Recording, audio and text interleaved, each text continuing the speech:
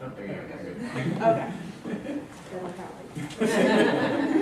Hi, my name is Christina Stocks, and my research topic is the Housing Authority of Baltimore City Public Housing, through apartheid. So HABC is currently underneath a new leadership, and with that new leadership, they developed 4 organization goals. The one I want to focus on is community. So community is to improve the housing and quality of life for the people they serve. And by not ensuring the community has the necessary lives, they are failing at reaching their goal.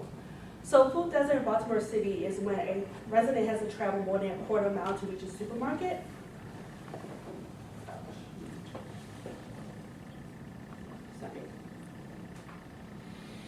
And I started this project in 2018 with the help of the Research and Turnover Board. And since then, I changed my language from food deserts to food apartheid to cover the systematic lack of access to healthy foods. So with limited food resources and the loss of other community resources, some once provided by HABC, we see an increase in blue-collar crime.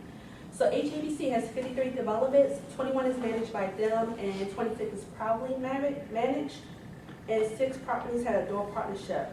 So 48 out of 53 sites are in food apartheid. 9,149 units do not have access to one supermarket, farmer's market, or public market within a quarter of a mile. So many Baltimore infrastructures are imbalanced systems for the lack of eco-capital and public investments to the absence of healthy food options in the 200+ neighborhoods. The imbalances can be seen through multiple cities' infrastructure systems from the White Owl to the Black Butterfly neighborhoods. In 2015, John Hopkins Center for a Livable Future reported that 1 in 4 of city residents live in food deserts. Additional findings was 34% of African Americans live in food deserts compared to only 8% of white residents, and 30% of Baltimore City school-aged children are living in food deserts. So the same households bearing food insecurities are often buried by other inequalities. Baltimore City has the highest poverty rate of any jurisdiction in Maryland, and fares worse than the state average in overcome health status and diet-related health outcomes. These outcomes are very significant by neighborhoods, highlighting disparities across Baltimore. So when I originally started working on this paper, Baltimore City had 47 supermarkets. Now we have 46 as of today. We have 18 farmers markets and 6 public markets. This is a map. You really can't see the letters, but the houses are the different developments in Baltimore City. And the S's highlight supermarkets, P's are for public markets, and F's are for farmer markets. So we have a mixture of quality and non-quality supermarkets in Baltimore.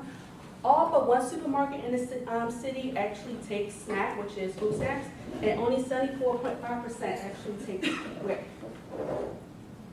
So for my research, I used multiple data sources. I collected data from city data, Open Baltimore, Google Map, HABC website, publications, and interviews I did with executive members. And I used a mixed methodology. So in Baltimore City in 2018, we had 32,830 blue-collar crime. And of those, 7,878 happened in the public housing development neighborhoods. So some of my findings so far is 94% of the developments do not have access to supermarkets, 98% do not have access to a farmer's market, and 100% do not have access to a public market within a quarter of a mile. So food insecurities have impacted 87% of the Baltimore housing developments across 3 levels. In the study, I adapted the California Department of Justice crime formula by using 10,000 instead of 100,000 for the total population, because we are focusing on neighborhoods, not cities or states. And the same formula was used to calculate the crime for Baltimore City overall. Table 1 shows the comparison of blue-collar crime to 3 of the public housing development neighborhoods. The Lower Notre Dame neighborhood has the lowest crime, Arlington is in the medium, and Charles North has the highest. The outcome is a significant increase in larceny and burglary in public housing development neighborhoods. Robbery, which included robbery category includes carjacking, commercial, resident, and street were combined into one category for this table. And the majority of these neighborhoods, less than 25% of the robberies are commercial, since many of them are not in places with reliable businesses. and also are not located in the harbor or Canton.